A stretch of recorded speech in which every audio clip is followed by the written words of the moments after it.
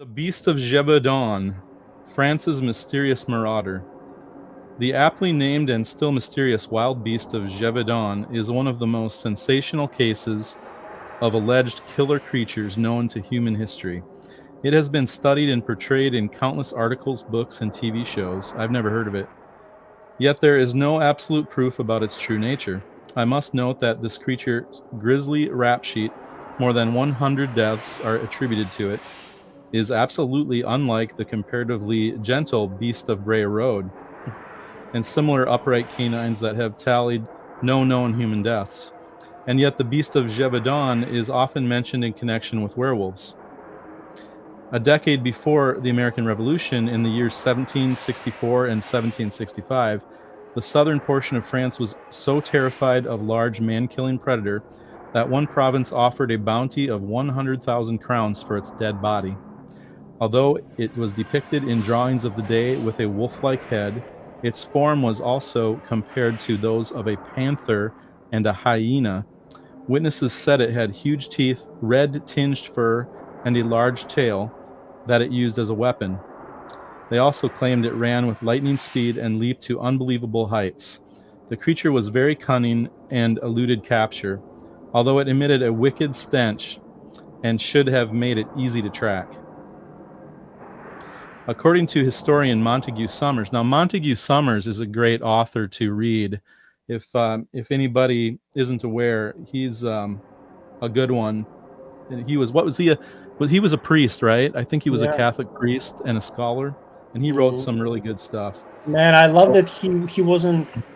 Many people who are like in academia or clergy, they'll be, even if they like these things that we like, they'll just keep them for themselves because they'll be afraid to lose their mhm, position. But he was like, no, I'm a priest, yeah, but I'm gonna research scholarly as much as I was able, mhm, to do the research from the history, from tradition, from lore, from some maybe current eyewitness accounts, and write the mhm, best as to my knowledge. So he wasn't shy like of these topics that people would consider him crazy. He was like, no, I'm gonna research about werewolves. I have his book and it's right here, and it is on the werewolves. Yes, but he wrote also about vampires and about different topics. So I would encourage mhm, people to buy some of his books.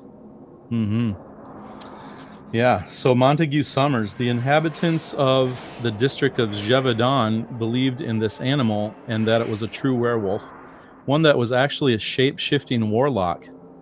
It was oh, by the way, we were talking about the berserkers, and now that it mentions shape-shifting warlock, similar to what the Vikings were doing with the berserkers and stuff. But have you seen the movie Northman? It sounds very familiar. It's got Probably. the tall blonde Norwegian guy from True Blood in it.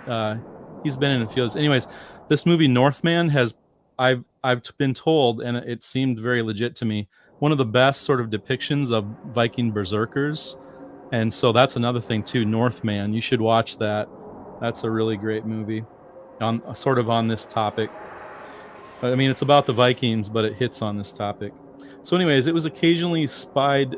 The beast of Javadan was occasionally spied walking upright, but normally ran on all fours, and was bold enough to attack in the daytime, usually preferring women and children. Many historians believe that the killings were the work of several different animals, even a pack. Two wolves were in fact shot after legions of wolf hunters and even French cavalry units beat bushes of southern France hunting for them. The shooters' identities are the source of some dispute. The book Alien Animals credits hunter Monsieur Bouetterme with killing the creature on September 20th, 1765. That's pretty interesting. There's actually a name and a date. And sending the carcass to be examined by the king's staff at Versailles. Yeah, I just want to say I believe that two movies, which both came out about 20 years ago, address this legend of this creature. The one is called The Beast of Javadan, which came out. I'm looking at IMDb.com. It came Hmm. out in 2003. And of course, the more famous version, The Brotherhood of the Wolf, which came out 2 years prior to that, 2001. And I saw that movie when I was young Hmm. adult or late teenage or something like that. and that was a very cool movie, a very mysterious and interesting movie when I was younger. Not scary, but just somewhat mysterious until the final moments. Like, but even then, you don't Mm, know, was this a human murder or an animal murder or something supernatural. But again, we mm, have two movies that depict the same legend, and both came out like 20 years ago. hmm. Wow, yeah, that's cool. I'll have to look those up. Um, so this beast that he killed, it had 40 teeth, but otherwise appeared hyena-like. Um, it became evident that the problems were far from solved. However, when the attacks resumed after a few weeks, many more people were savaged by a beast with a description similar to that of the first one, and the hunters again took up their grim chase.